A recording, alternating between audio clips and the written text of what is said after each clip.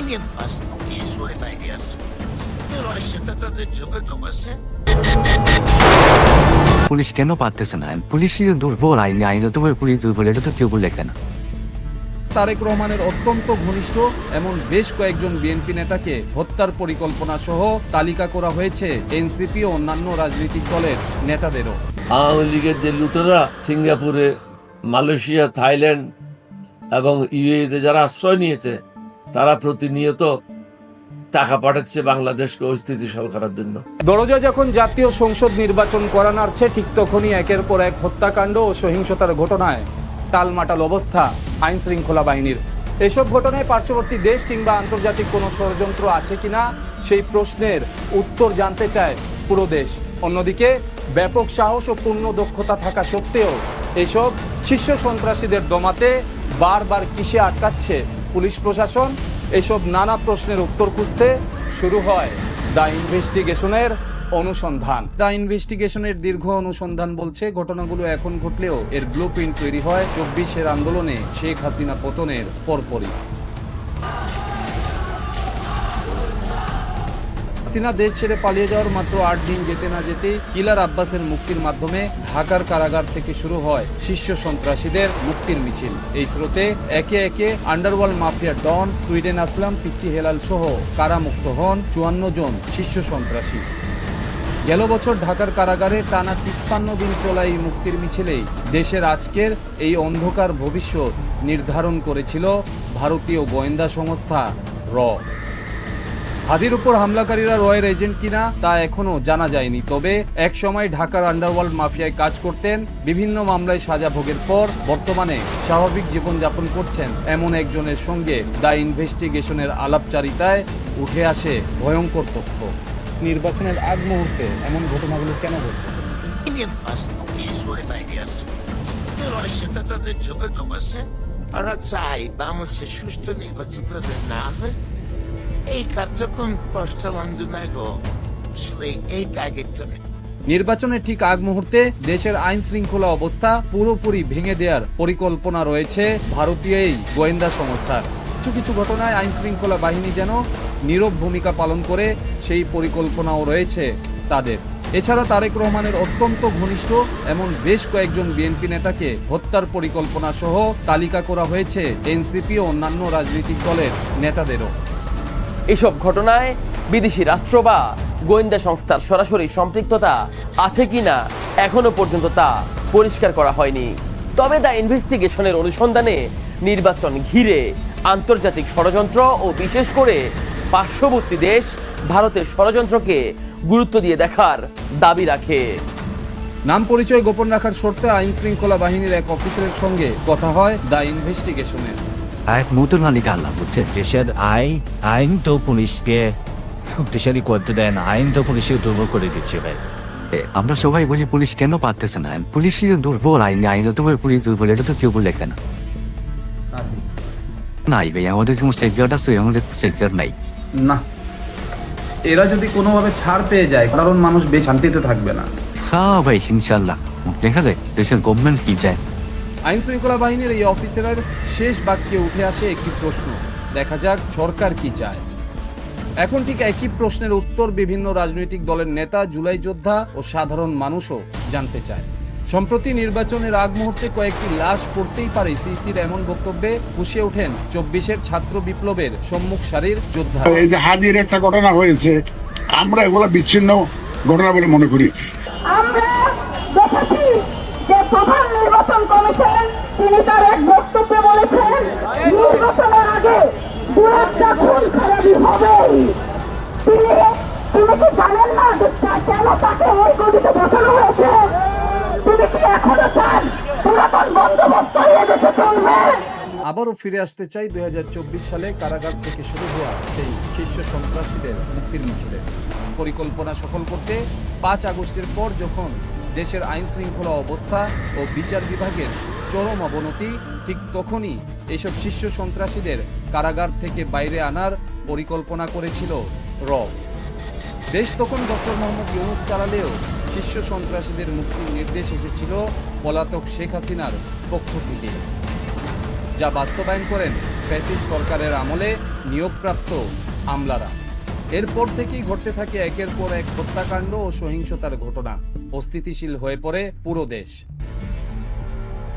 বিভিন্ন সরকারি দপ্তর ও আইন শৃঙ্খলা বাহিনীতে কারা এজেন্ট হিসেবে কাজ করছে, বিষয়টি দীর্ঘদিন থেকে ক্ষমতার বাইরে থাকা কর্নেল অলি আহমেদের জানা থাকলেও বিষয়টি জানে না বর্তমান সরকার। এমনকি দোসর ও এজেন্ট হিসেবে কাজ করে আসা বিভিন্ন ব্যক্তির তালিকা সরকারকে বারবার দেয়া হলেও এই বিষয়ে কার্যকরী কোনো পদক্ষেপ গ্রহণ করা হয়নি। বিভিন্নভাবে এবং ভারত সরকারের একটা দালাল গোষ্ঠী সৃষ্টি করেছিল হাসিনা। আমাদেরকে এখানে সতর্ক থাকতে হবে। হাসিনার যে দালালেরা এখনো চাকরিতে আছে বিভিন্ন সংস্থায়, ইউনূস সাহেবকে বারবার বলা সত্ত্বেও তিনি এটা পরিষ্কার করার সাহস পাচ্ছে না। এছাড়াও আমার কাছে তথ্য আছে, আওয়ামী লীগের যে লুটেরা সিঙ্গাপুরে, মালয়েশিয়া, থাইল্যান্ড এবং ইউএইতে যারা আশ্রয় নিয়েছে, তারা প্রতিনিয়ত টাকা পাঠাচ্ছে বাংলাদেশকে অস্থিতিশীল করার জন্য।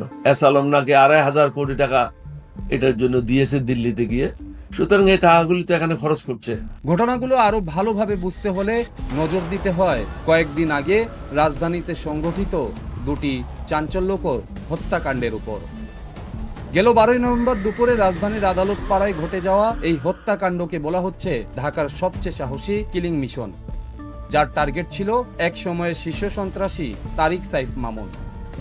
নিহত মামুনের ছোটবেলার বন্ধু শীর্ষ সন্ত্রাসী ইমনের নির্দেশেই চালানো হয় এই কিলিং মিশন। ২০২৪ সালে কারাগার থেকে শুরু হওয়া ওই মুক্তির মিছিলেই সবার শেষে বেরিয়ে এসেছিলেন ঢাকার মাফিয়া ডন ইমন। সে মুক্তি না পেলে হয়তো আদালত পাড়ার সামনে এমন কোনো ঘটনাই ঘটত না। কারাগার থেকে মুক্ত হয়ে ধানমন্ডি এলাকায় সন্ত্রাসের একক রাজত্ব গড়ে তুলেছে এই শীর্ষ সন্ত্রাসী ইমন ও তার বাহিনী। ইমন বাহিনীর হামলার শিকার হয়েছিলেন এমন এক ব্যবসায়ীর সঙ্গে কথা হয় দ্য ইনভেস্টিগেশনে। তাকে নিয়ন্ত্রণ করে বিভিন্ন গ্রুপ দিয়ে, বিভিন্ন ব্যক্তি গ্রুপ আছে তাদেরকে দিয়ে নিয়ন্ত্রণ করে এলাকাগুলো। আসলে তাকে তো কেউ দেখে নেই, আমিও দেখি নাই কখনো। কিন্তু কি বলে এই ক্যাপ্টেন বলে, আবার অনেক সময় ইমন বলে, ক্যাপ্টেনই বেশি বলে। আমার ঘটনা ঘটার 15 দিন আগেও আমরা হামলা করছি আমাদের মার্কেটে। এই ঘটনার পরে না, আমি নিরাপদ না। নির্ভরযোগ্য সূত্র বলছে ভারতের গোয়েন্দা সংস্থা রয়ের সঙ্গে ঘনিষ্ঠ যোগাযোগ রয়েছে শীর্ষ সন্ত্রাসী ইমনের। এর মাত্র 5 দিন যেতে না যেতেই নভেম্বরের 17 তারিখ রাজধানীতে ঘটে গেল আর একটি চাঞ্চল্যকর হত্যাকাণ্ড, যা কাঁপিয়ে দেয় পুরো দেশ। পল্লবীর একটি স্যানিটারির দোকানে ঢুকে প্রকাশ্যে গুলি করে হত্যা করা হয় পল্লবী থানা যুবদলের সদস্য সচিব গোলাম কিবরিয়াকে। সিসিটিভি ফুটেজে দেখা যায় কিলাররা যখন দোকানে ঢুকে পিস্তল বের করছে তখনও জীবন বাঁচানোর চেষ্টা করছেন কিবরিয়া, কিন্তু শেষ পর্যন্ত নিজেকে বাঁচাতে পারেননি। ঘটনার পর বিক্ষোভে ফেটে পড়ে পুরো পল্লবী এলাকা। দাবি ওঠে কিবরিয়া হত্যাকাণ্ডে জড়িতদের গ্রেপ্তারের পাশাপাশি অত্র এলাকাকে শীর্ষ সন্ত্রাসীদের জিম্মি দশা থেকে মুক্ত করার।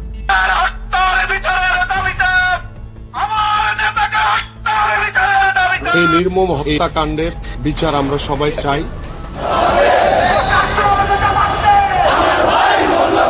ঢাকা মহানগর গোয়েন্দা পুলিশ সহ আইন শৃঙ্খলা বাহিনীর অভিযানে এই কিলিং মিশনে অংশ নেয়া বেশ কয়েকজন আটকের পর জিজ্ঞাসাবাদে উঠে আসে চাঞ্চল্যকর তথ্য। জানা যায় বিদেশে থাকা 4 স্টার গ্রুপের শীর্ষ সন্ত্রাসী মামুনের নির্দেশেই খুন করা হয় কিবরিয়াকে। এরই মধ্যে ঢাকা মহানগর গোয়েন্দা পুলিশ ডিবির হেফাজতে মৃত্যু হয় মুক্তার হোসেন নামের এক ব্যক্তির, যাকে আটক করা হয়েছিল কিবরিয়া কিলিং মিশনে সরাসরি অংশ নেয়া 3 জনের দেয়া তথ্য অনুযায়ী। 24-এর গণ অভ্যুত্থানের পর আইন শৃঙ্খলা বাহিনীর হাতে আটক কিংবা হেফাজতে থাকা কোনো ব্যক্তির প্রথম এই মৃত্যুর ঘটনাকে মোটেও ছোট করে দেখেনি অন্তর্বর্তীকালীন সরকার। এই ঘটনায় তখন বেশ চাপেই পড়তে হয় ঢাকা মহানগর গোয়েন্দা পুলিশ ডিবিকে। আর ঠিক এই কারণেই থমকে যায় সন্ত্রাস দমনে ডিবি পুলিশের চলমান অভিযান। এদিকে ডিবির হেফাজতে মুক্তারের মৃত্যু হয়েছে এমন খবর পেয়ে অনেকেই ডিবিকে ধন্যবাদ জানিয়ে পোস্ট দিতে থাকেন সামাজিক যোগাযোগ মাধ্যমে। সন্ত্রাস দমন করতে এমন এনকাউন্টারকে বৈধ ঘোষণা করার দাবিও তোলেন কেউ কেউ। এটা বেটার মনে হয়, এটা গভর্নমেন্টকে আরো এটার প্রতি আরো কঠোর হওয়া দরকার, আরো ভালোভাবে এটাকে দমন করা দরকার। এটারে কোনোভাবে প্রশ্রয় দেওয়ার কোনো সুযোগ নেই। এদিকে সন্ত্রাস দমনে এমন সন্ত্রাসীদের এনকাউন্টার অনেক বেশি প্রয়োজন এমনটি উল্লেখ করে ডিবি হেফাজতে মুক্তারের মৃত্যুকে সাধুবাদ জানান এই প্রবাসী সাংবাদিকও। তার মৃত্যু হয়েছে, আমি এটা নিন্দা করব না, প্রতিবাদ করব, এটাকে সমর্থন করব। কারণ দুদিন আগে আমি নিজে বলছি যে এইগুলি হলো স্পট বিচার দিতে হবে। একটা ট্রায়াল, এটা ক্রস ফায়ার না, এটা ক্রস ফায়ার এর নামে একটা ট্রায়ালের ব্যবস্থা করতে হবে। আমি ওই মৃত্যু বা ওই ক্রস ফায়ারের আমি নিন্দা করব যেটা পলিটিক্যালি ইউজ হবে, কিন্তু সন্ত্রাসীদের বিরুদ্ধে ক্রস ফায়ার, বিচার বহির্ভূত হত্যাকাণ্ড 1-2 বছর 5 বছর আপনার বাঁচার কোনো অধিকার নেই। সুতরাং ডিবির হেফাজতে এই যে মৃত্যুটাকে আমি সমর্থন করলাম, করেন আমাকে নিন্দা করেন।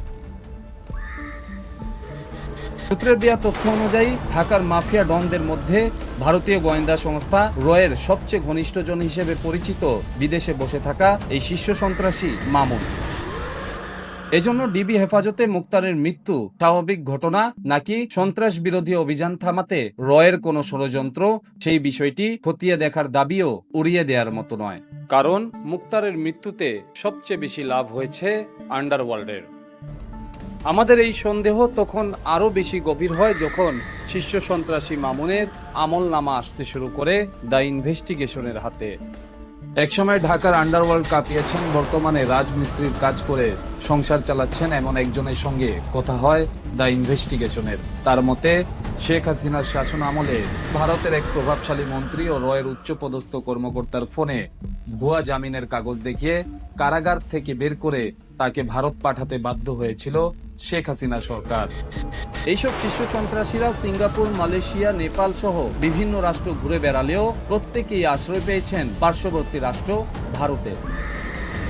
শীর্ষ সন্ত্রাসীদের ভারতের আশ্রয় দেয়া বাংলাদেশের জন্য হুমকির কারণ হতে পারে কিনা এমন প্রশ্ন ছিল সাবেক এই গোয়েন্দা কর্মকর্তা এলডিপির সভাপতি অবসরপ্রাপ্ত কর্নেল অলি আহমেদের কাছে। বাংলাদেশ থেকে বেগম জিয়ার আমলেও বা বেগম জিয়ার আমলের পরেও ভারতের বিরুদ্ধে যারা কাজ করেছে ভারতের বিভিন্ন অঙ্গরাজ্যে তাদেরকে আমরা ফেরত দিয়েছি, কিন্তু ভারত দেখা গেছে যারা বাংলাদেশকে ধ্বংস করেছে বা বাংলাদেশের স্বার্থের বিরুদ্ধে কাজ করেছে, জনগণের স্বার্থের বিরুদ্ধে কাজ করেছে, ভারত তাদেরকে সবসময় আশ্রয় দিয়ে থাকে। এটা একটা খারাপ নজির হয়ে থাকবে। ভবিষ্যতে যে ভারতে যারা গোলমাল করবে ভারত সরকারের বিরুদ্ধে, তারাও বাংলাদেশ আশ্রয় নেবে, কারণ তারাই তো নজির সৃষ্টি করছে। তাদের উচিত হবে বাংলাদেশের স্বার্থের পরিপন্থী যারা কাজ করেছে, যারা রাষ্ট্রদ্রোহী হিসেবে পরিচিত, খুনি হিসেবে পরিচিত, তাদেরকে যেন ভারত আশ্রয় না দেয়। এছাড়া রয়ের এজেন্ট হয়ে কাজ করছেন এমন বেশ কয়েকজন সরকারি আমলা ও পুলিশ কর্মকর্তাদের তথ্য এসেছে দ্য ইনভেস্টিগেশনের হাতে। ওই তালিকায় অন্যান্যদের মধ্যে নাম রয়েছে সাতক্ষীরা জেলা দেবহাটা থানার সাবেক অফিসার ইনচার্জ উজ্জ্বল কুমারের। 2019 সালে সাতক্ষীরার ওই এলাকায় বিএনপি ও জামাত নেতাদের উপর ব্যাপক দমন পীড়ন চালানোর অভিযোগ রয়েছে এই পুলিশ কর্মকর্তার বিরুদ্ধে। শুধু তাই নয়, ভারতের কট্টরপন্থী হিন্দুদের সংগঠন ইসকনের সদস্য এই পুলিশ কর্মকর্তা রয়ের এজেন্ট হিসেবে কাজ করছেন এমন অভিযোগও রয়েছে তার বিরুদ্ধে। 2019 সালে সাতক্ষীরা জেলার দেবহাট থানার অফিসার ইনচার্জ হিসাবে এই সময়ে উনি জামাত এবং বিএনপির সীমাহীন অত্যাচার করেন। 5 আগস্টের পরে আমরা শুনছি যে উনি নাকি দিনাজপুর জেলায় গেছেন, তারপরে বাকিটা আর খবর নিতে পারিনি। বদলির পর দিনাজপুরের পার্বতীপুর থানার অন্তর্গত মধ্যপাড়া তদন্ত কেন্দ্রের আইসি হিসেবে দায়িত্ব পালন করছেন তিনি। 5 আগস্টের পরও তার অনিয়ম, দুর্নীতি ও ঘুষ বাণিজ্য যেন বন্ধ হয়নি। এই উজ্জ্বল যতদিন এরকম আছে মাসে জ্বালা যন্ত্রণা থাকবে। আর হইল কোচেরা তো প্রতিটা মানুষের টাকা নেওয়া উচিত, খালি যে লোকটা টাকা দেয় না ওই লোকটাকেই ধরে। খোঁজ নিয়ে জানা গেছে সাতক্ষীরায় দায়িত্ব পালনকালে ব্যাপক অনিয়ম ও দুর্নীতির অভিযোগ উঠেছিল এই কর্মকর্তার বিরুদ্ধে। তখন প্রশাসনিক কারণে ডিবিতে বদলি করা হয় তাকে। দেশে দেশে সবার সাথে দ্য নিউজ।